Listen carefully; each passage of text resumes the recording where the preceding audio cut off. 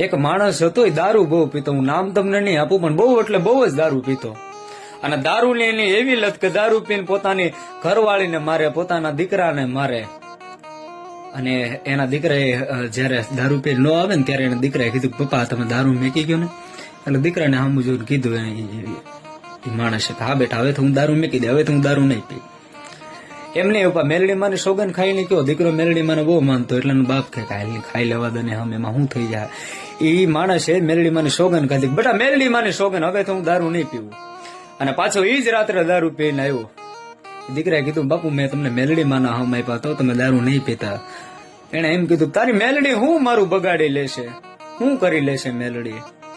અને બાપા મઠની મેલપા હવાવેદની નાગણી બેહીતી સાંભળી ગઈ અને મેલડી હાકલ મારીને કીધું કે જા, આ રાત પડે અને હવારનો હુરજ તને જોવા દઉં તો હું મેલડી નો કહેવાય ભલા માણસ. સાહેબ મર્યો